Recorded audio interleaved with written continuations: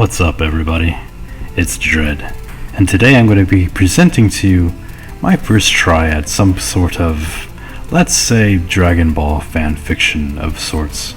Now, this takes place right at the end of Dragon Ball, and a small change will create bigger and bigger shifts as this story moves forward. So, let's get started, shall we?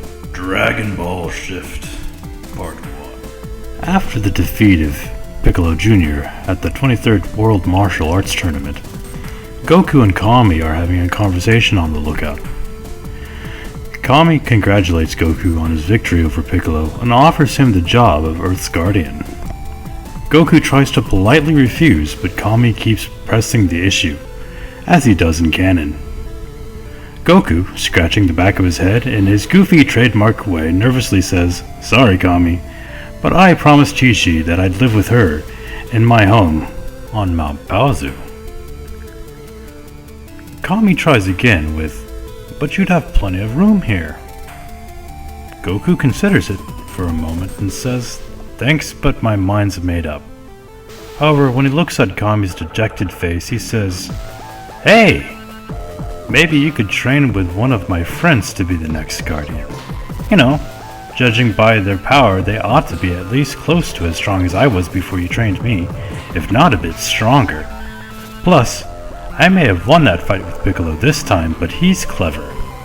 If you could train a group of us to be as strong as I am now, he might be able to fight us one-on-one, but I'd like to see him take us all on together. That'd keep him in line for sure. It's perfect." Kami, for his part, looks astonished at his student's simple yet profound reasoning, and it seems like he really is considering it, but then says, "As Guardian, I'm not permitted to train them unless it's an emergency, but I suppose Piccolo being alive might count as one even if he is keeping to himself for now." "So you'll train them?" Goku says, looking hopeful. "Not quite yet," replies Kami. "But if they manage to make it all the way to my lookout, I suppose they are free to use this place to train themselves if they wish. You may visit your friends and tell them that my invitation is open to them if they so choose to use my realm to improve themselves. With that said, I haven't decided whether I shall train them personally just yet. However, if they show even half as much promise as you did, I will consider it. I'll consider taking them on as students." Goku looks excited and says, "Awesome! They won't let you down, Kami. You can count on it." Kami smirks and says, "One more thing, Goku. You wouldn't have tried to convince me of this just for the challenge of fighting them again, would you?" "Maybe," Goku says cheekily. "Sorry to run, Kami, but I've got some friends to track down. Come to me, Flying Nimbus!" Kami shakes his head while thinking to himself, "Just what have I gotten myself into this time?" Now, for the sake of time, let's fast forward a few months and say that Tien, Krillin, Yamcha, and yes, even Chaozu have managed to make it to Kami's lookout. Kami opened the way for them to get there, but they still had to make the journey and work for it themselves.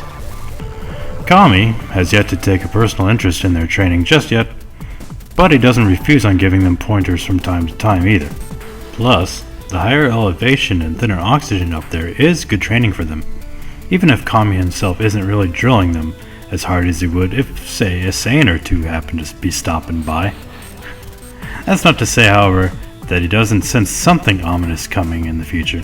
He is Guardian after all, and has learned to trust his gut instincts, so seeing a group of spirited young warriors training themselves does do his heart good, and puts him at ease, at least somewhat, so he takes comfort in this. All the while monitoring them and secretly testing them to see whether or not one of them may make the cut for a possible future Guardian as Goku had. Speaking of Goku, he's been enjoying his new life with Chi-Chi for the most part. She's fine with him training himself as long as he sticks close by, and boy does she cook good. Add to that the fact that both of them are excited about the prospect of having a baby on the way. Yes, it seems things are going along swimmingly. That is, until poor Goku innocently mentions the fact that he can't wait to see how strong their child will be, and how much he's looking forward to training him or her. That's when things start to go south for our poor hero, and we see first glimpse of an absolutely furious Chi-Chi. Her maternal instincts are on high alert right now, and she'll be darned if her child will be subjected to the same horrors she just saw her husband go through. It hadn't even been an hour after he'd proposed to her that she'd been forced to see him in brutal combat and had almost lost him then and there. It was bad enough to see that happen to him, but she'd learned to accept that this is just part of who he is. But there's no way in heck she'd have that type of life for her child. In canon, Goku would have just let this go.